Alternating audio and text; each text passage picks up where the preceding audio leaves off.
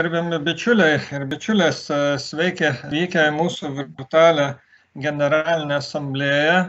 Mums yra labai svarbu, kad jūs visi prisijungėt. Šiandien tikrai laukiam daugiau kaip 120 žmonių, kurie pareiškė norą dalyvauti. Nors kadangi asociacijos generalinė asamblėja nėra rinkiminė, daugiau norėtumėm pašnekėti apie problemas, bet daugia numatyti perspektyvą. Ir labai svarbu, kad šiandieną dalyvauja išties labai daug ne tik tai asociacijos narių, bet daug svarbių žmonių, kurie priima sprendimus. Tai tikiuosi, kad mūsų asamblėjos pradžioje kiekvienas mūsų svečių tars vieną kitą žodį ir ne vien tik tai formalų sveikinamą, bet gal paminėsit, kaip matot tą privatų ūkį ir su kokia perspektyva artimiausią dešimtmetį su mūsų privačių miškų savininkai žiūrit. Iš tikrųjų svarbu, kad ir Seimo aplinkos apsaugos ir kaimo reikalų komiteto pirmininkai, kuruojantis tiek kaimo plėtrą, tiek miškus, tiek aplinkosaugą yra prisijungę, kad mūsų valstybinės miškų tarnybos ir tikiuosi valstybinės saugomų teritorijų tarnybos vadovai čia dalyvauja, nacionalinė mokėjimo agentūra, mūsų europarlamentarai, Juozas Olekas, nežinau, ar jau prisijungė ar dar ne. Gerbiamas Juozai, matot, aš vieną ekraną turiu, tai labai gerai, nes europarlamentaras ir dar miško savininkas ir įsigilinęs į šituos dalykus ir rinkiminė kova jau prasidėjusi, tai dėkui, kad skiriat laiko, ir daugelis kitų. Tai aš gal dabar jums leidus pereisiu prie mūsų ekrano, kad mes galėtume matyti visus. Ir jeigu nepyksit dėl hierarchijos, tai pirmiausia ir nediskriminavimo, tai noriu pirmiausia mūsų mielą Aistę paprašyti tart žodį, nes Aistė, žinokit, aš jums viešai pasakysiu, kai jūs pradėjot kuruoti tuos aplinkosaugos reikalus, kažkaip prasidėjo maloniau matyti ir žiūrėti ir stebėti aplinkosaugos komiteto posėdžius. Ne vien dėl išvaizdos, bet gal daugiau dėl dalykinės pusės. Tai tikrai dėkui, kad prisijungė, tikiuosi, kad galėsit dalyvauti ir daugiau. Tai prašau žodis jums ir tikiuosi, kad išklausysim visi atidžiai. O kitų kolegų prašau įsijungti mikrofonus ir po to jau, kai pradėsim, gal ir kameras, bet dabar dar pasilikit. Tai gerą dieną visiems. Algis visada moka padaryti labai gražią įžangą, tiek įpareigoja, kad paskui nieko blogo nebegali pasakyti ir susitikus, taip sakant, visada turi pasitempęs būti. Tai ačiū Jums, Algi, už bendrystę ir draugystę. Bet kalbant apie jūsų asamblėją, šiandien turi tikrai gražią darbotvarkę, metinį renginį. Tikrai matau, kad dirbat ir labai vertinu jūsų didelį indėlį į miškus, į jų saugojimą ir į požiūrį ir į tai, kad dirbat su mumis kartu. Šiandien, man atrodo, vienas svarbiausių ir aktualiausių dalykų, ką mes visi kartu bandom sutverti, tai yra nacionalinis miškų susitarimas. Ir ačiū Jums, kad Jūs prisidedate, esate ten ir įdedat savo didelį intelektinį kapitalą į mūsų bendrą darbą. Vis dėlto net pusė Lietuvos miškų priklauso Jums ir tai, dėl ko mes sutarsim, Jūs turėsit pagal tą mūsų tvarką gyventi. Tai tikrai tiek, kiek esam kalbėję, stengiamės vykdyti įsipareigojimą, nepriiminėjom jokių skubių arba didelius pokyčius lemiančių sprendimų. Nes man atrodo, kad miškai yra labai staigių pokyčių nemėgstanti ūkis arba gamtos dalis. Ir čia reikalingi dideli ir tvarūs susitarimai. Tai aš tikiu, kad bendrystėje, kolegiškai kalbant, pasitikint vieni kitais, mes galim tikrai susitarti ir turėti gražią miškų ateitį. Tai aš pasitikiu Jumis. Kviečiu pasitikėti mumis ir būti prie to bendro stalo ir ieškoti bendrų geriausių susitarimų, kad mums visiems paskiau būtų gerai. Tai ačiū, labai geros asamblėjos ir tikrai stengsiuosi dalyvauti, nes Algis sakė, labai aktualu viską žinoti, kas čia bus aptarima. Mačiau, garbus žmonių ratas dalyvauja, tai bus tikrai įdomu paklausyti. Ačiū, Maiste, iš tiesų malonu, kai turim tokių politikų ir matyt, paprašyti aš norėčiau Viktorą Pranckietį tart žodį, nes vieną nuopelną su Viktoru apšnekėjom, kad pirmą kartą jo pastangom Miškininkų sąjungos tuometinis prezidentas Edmundas Bartkevičius mūsų generalinė asamblėje buvo pristatytas, jau nešnekant apie kitus dalykus. Tai gerbiamas Viktorai, ar jūs čia su mumis prisijungęs? Visiškai, mačiau, atrodo, esu ir su kamera, ir su garsu. Ar girdite mane? Taip. Girdite. Tai pirmiausia, ačiū, kad taip tokią šiltą įžangą visada padarote ir tada, kaip Aistė ir sakė, kad blogai kalbėti nebeišeina, bet blogai turbūt kalbėti ir nėra turinio, ir nėra dėl ko kalbėti, kadangi šis susirinkimas, ta generalinė asamblėja, yra labai reprezentatyvus susirinkimas ir svarbi, todėl, kad tai yra svarbi organizacija. Pažiūrėkit, kiek vien politikų veidų yra, tai jau reiškia, kad jūs sugebat dalyvauti politikoje tiek, kad atstovaujate žmonių teisės, ginate konstitucinės vertybės ir todėl turbūt esate svarbus tame atstovavime.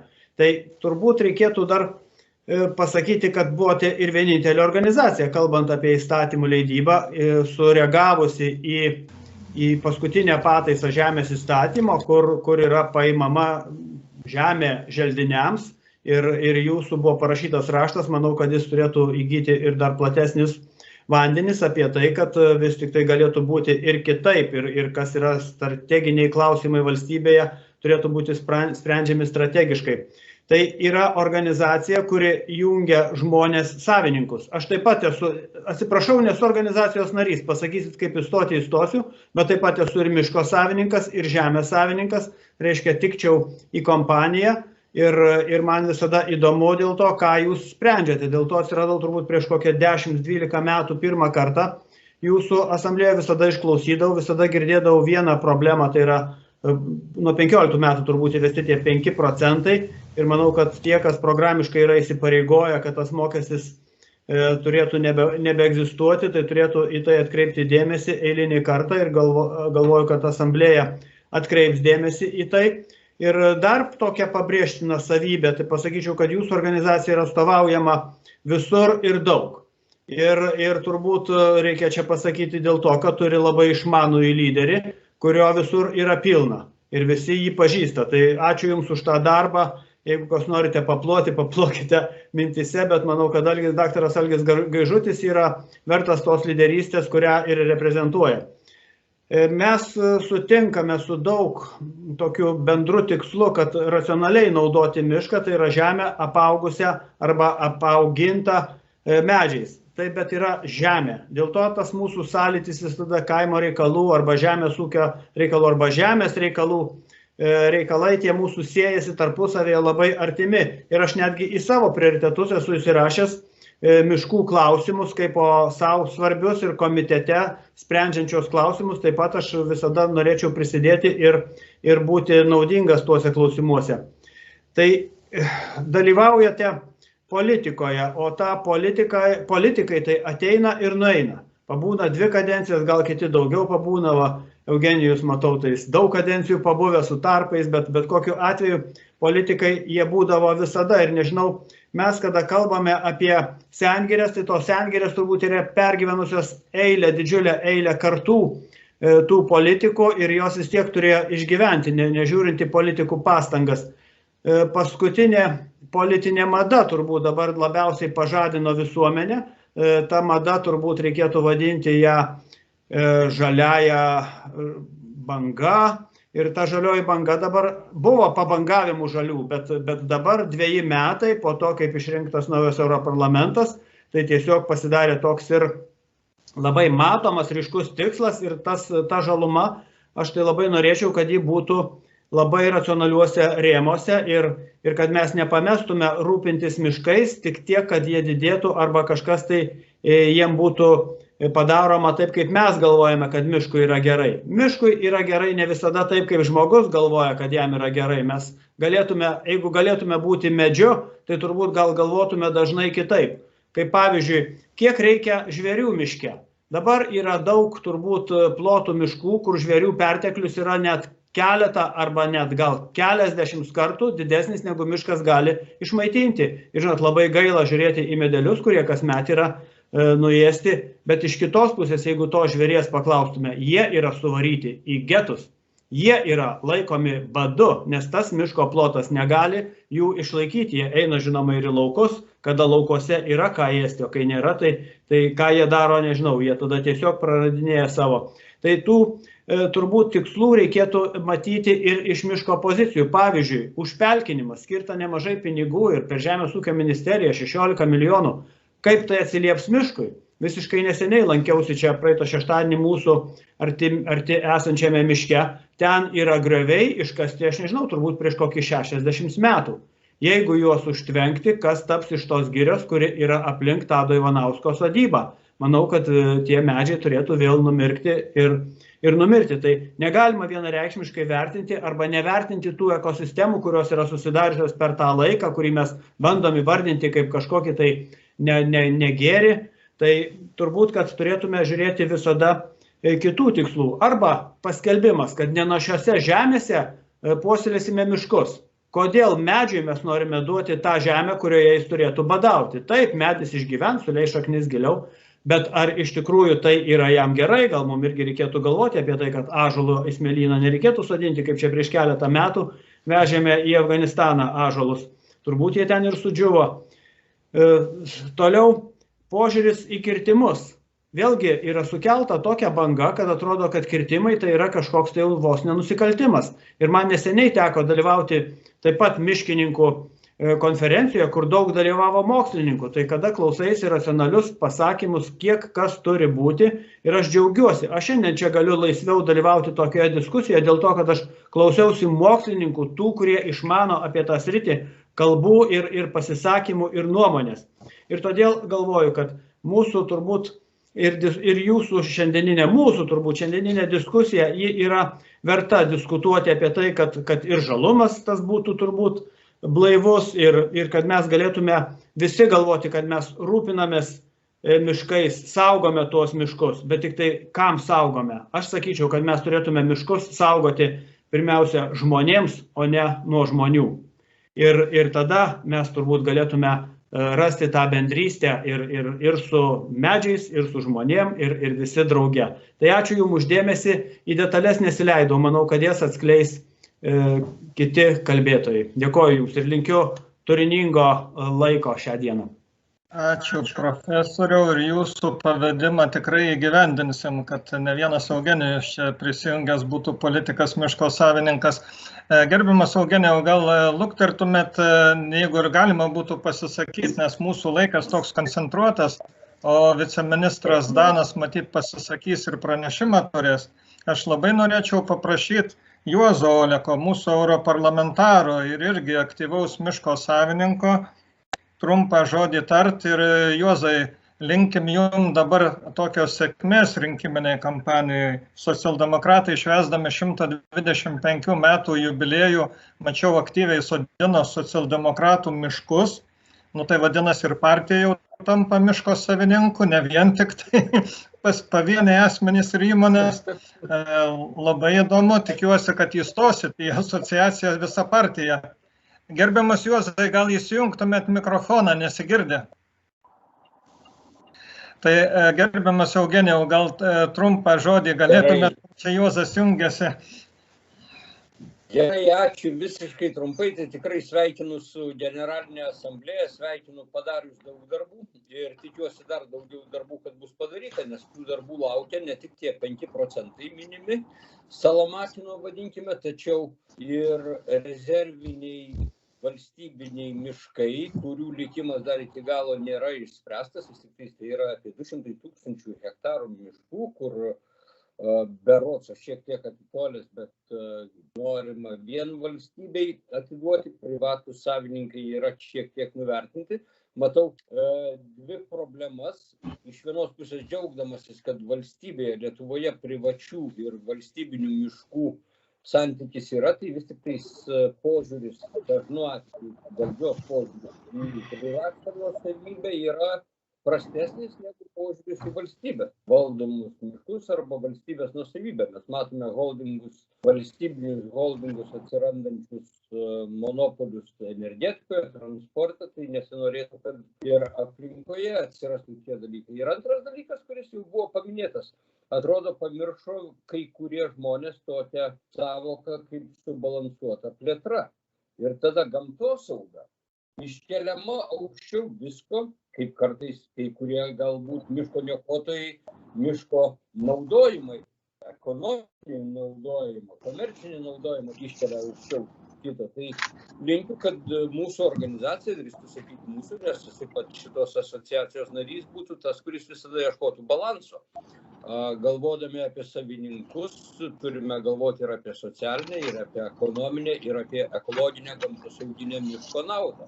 Manau, čia sėdinti žmonės kiekvienas taip ir supranta mišką, tai noriu, kad tas mūsų bendras supratimas taptų visos visuomenės supratimu, kad vienas krūmas netaptų priežastimi piketams, kertamas krūmas netaptų priežastimi piketams ar išsigalvojimams, kad štai miškas yra nesaugomas. Duok Dieve kiekvienoje šalyje šitaip saugoti miškus, kaip jie yra prižiūrimi Lietuvoje, ir čia reiktų padėkoti ir privačių miškų savininkams, ir valstybiniams miškų prižiūrėtojams. Tai dar kartą sveikinu visus. Sėkmės. Jo, ačiū Eugenijau, ir kadangi Juozas sakė prisijungs, mes turim Vygaudą Ušacką, tikrą miško savininką, labai aktyvų ir labai energingai Bajoriškių kaime ten tvarkinti, jeigu aš teisingai pasakiau, Vygaudai, ten tą vietą ir mišką, ir savo pasodintą. Tai gal galėtumėt kokį trumpą sveikinimo žodį mum kaip bendruomeniai pasakyti? Sveiki, Algi, aš kaip tik pajungiau Juozą Oleką pirmiausia. Noriu visus pasveikinti, bet, sakė, jis jau pasijungė, liktais, nežinau. Tai aš tik labai trumpai džiugu matyti daug tikrų miškininkų ir politikų, kurie atsidavė miškui. Mano vienintelis palinkėjimas, ypač politikams, su visa pagarba ir meilė, aš pats diplomatyviai politikoje buvau beveik 30 metų ir dabar iš kitos pusės žiūriu į valstybės vaidmenį, į reguliacinės aplinkos buvimą ar kartais ir perteklinių reikalavimų taikymą. Be abejonės miškas, gamta yra tie tokie jautrūs dalykai, kur reikia surasti labai teisingą balansą.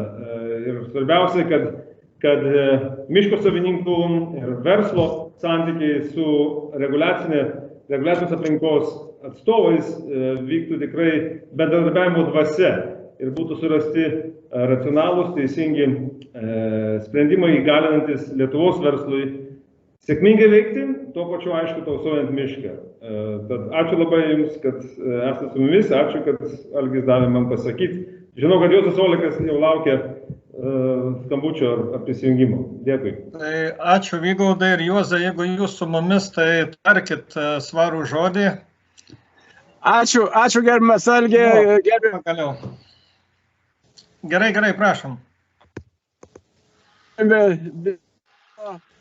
Kolega Viktorą ne tik būti su mumis čia, bet sumokėti nario mokestį kaip Suvalkietis, būti asociacijos nariu, nes iš nario mokesčio asociacija laikosi. Tai kviečiu dalyvauti aktyviau kaip miško žmogų.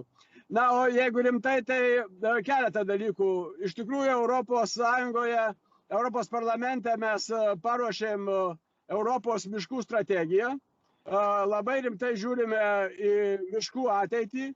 Ir čia buvo paminėta gerbiamo Viktoro, kad tokia žalioji banga, bet toje strategijoje yra pakankamai racionali banga, kuri miškus mato ir kaip bioįvairovės, kaip socialinės, kultūrinės tokios vertės vietą, bet taip pat ir kaip ekonominės veiklos vietą. Tai nereikėtų visada taip labai stumti ant Europos Sąjungos, nes kartais tie reikalavimai išauga čia Lietuvoje. Komisija man tik atsakė dabar, kad pavyzdžiui bitininkų žolės mulčiavimas tinkama veikla, kuri gali būti kompensuojama finansuojama iš ES. Deja, Lietuvos Žemės ūkio ministerija imasi kitų sprendimų. Tai aš noriu tokių labiau subalansuotų sprendimų, ir europinių, ir Lietuvos, kad, kaip Eugenijus minėjo, kad mes vienodai vertintume ir valstybinius miškus, ir privačius, ir galbūt keldami tam tikrus reikalavimus surastume paramą, kad galima būtų vykdyti ir tokią prevencinę veiklą, įgyvendinti, atkuriant pražeistus miškus ir panašiai. Tai aš linkiu visiems bendrystės ir bendrom pastangom puoselėti Lietuvos miškus, jų bioįvairovę ir taip pat ekonominę veiklą. Sėkmės visiems. Ir paskutinis remarkas, dar kartą pasakysiu, kad Afganistane niekas ąžuolų nesodino. Buvo sodinami Afganistano medeliai, kurie žaliavo bent jau po keletą metų, kaip aš ten lankiau Lietuvos karius. Bet sėkmės visiems. Ačiū gerbiamas Juozai, sėkmės jums jau vykstančiuose rinkimuose ir labai dėkui, kad jūs visada atliepėt į tos europinius procesus, nes turiu pasakyti, kad tikrai Juozo biuras ir Bronio Ropės biuras visada atliepia į tos procesus, visada informuoja, kas vyksta ir taipogi įsiklauso į mūsų nuomonę. Ne visada, aišku, atsižvelgia, bet kad yra tas kanalas, su kuriuo galima bendrauti. Ir rimti politikai, kurie atstovauja mus visus ES, tas mums labai rimtai, nepaprastai svarbu. Tai žiūriu, mes dabar labai sėkmingai tik 5 minutėm pagal darbotvarkę vėluojam, o dar yra daug bičiulių prisijungusių mūsų kolegų iš asociacijų, bendrovių, sąjungų. Tai sakykit, ar dabar norėtume dar kas nors tart žodį, ar numatysit paskui vėliau, tai jeigu kas nors norėtume, tai kelkit ranką arba iš karto įsijunkit ir sakykit. Taip, Raimundas, prašom, gerbiamasis. Labadiena Algi, labadiena visi. Tiesą sakant, mes panašų renginį savo asociacijos planuojame truputėlį vėliau, daugiau negu už mėnesio laiko, stengiamės įeiti į vasarą, kad dalyviam būtų smagiau susirinkti ir turbūt jau Dievui leidus nebe nuotoliniu būdu. Tai aš, kaip visada, suvažiavimus mūsų asociacijos pradedu nuo statistikos ir paporinu, kaip atrodė praėjęs periodas, įdedu kažkokius tai skaičius. Tai nei daug, nei mažai 20 metais medienos pramonės sektorius priartėjo beveik prie 5 milijardų apyvartos. Tai visai nesenai, prieš 10, prieš 11-12 metų, mes sunkiai įsivaizdavom, kad galim panašius skaičius pasiekti skaičiuojant litais. O dabar tokius skaičius jau esame pasiekę skaičiuojant eurais. Bet šitoj vietoj matyti reiktų pasitaisyti ir pasakyti, kad tai nėra medienos pramonės nuopelnas. Tai yra visos miškų industrijos, viso miškų sektoriaus nuopelnas. Nes be jūsų, be miškininkų, be miško savininkų šita istorija išvis nebūtų įvykusi. Tai tiesiog noriu pasidžiaugti, kad mes kartu, kad mes esame, kad mes būsime ir dirbsime kartu. Galbūt šitoj vietoje reiktų pasakyti, kad mes ir numirsim kartu. Bet aš esu daugiau negu įsitikinęs, Algi, ir praktika parodė, kad užtenka net mums dviem suremti pečius, mes tikrai nenumirsim. Tai sėkmės, geros asamblėjos, geriausi linkėjimai. Ačiū. Na, aš kiek suprantu, visada skrajojančios frazės yra naudojamas, bet dar išklausykim Vidmanto Verbylos. Tikrai džiugu, kad įsijungiam į Miškininkų sąjungos veiklą aktyviai ir glaudžiai bendradarbiavom. Tai prašom, Vidmantai. Na, aš labai trumpai, labai smagu, kad čia toks renginys 24-oji generalinė asamblėja privačių miškininkų. Na, Lietuvos miškininkų sąjunga sveikina privačius miškininkus, o aš kaip želdintojas tai norėčiau palinkėti, kad privatūs miškininkai atkurtų miškus neprasčiau nei valstybiniai miškininkai. Na ir linkim jums sėkmės prižiūrint mūsų šalies žalį turtą. Miškus. Ačiū. Ačiū, Vidmantai, bet jūs jau neužmirškit, kad atstovaujat ir valstybinius, ir privačius, nes mes dabar aktyviai dalyvaujam miško savininkai ir sąjungos veiklo ir netgi sodinam kartu miškus, jeigu pastebėjot ir šitą pavasarį ir planuojam tą daryti ateityje. Vėlyvas pavasaris tikrai leidžia dar vis užsiimti miškasodžiu ir aš manyčiau, tas daro daugiau. Tai aš dabar norėčiau pasiklausti ir Žemės ūkio rūmų, ir mūsų urėdijos, ir nacionalinės mokėjimo agentūros. Gal jeigu nekėlėt rankos, tai aš prašyčiau paskui pasisakyti, nes tikrai turėsim valandą pokalbio su ministru.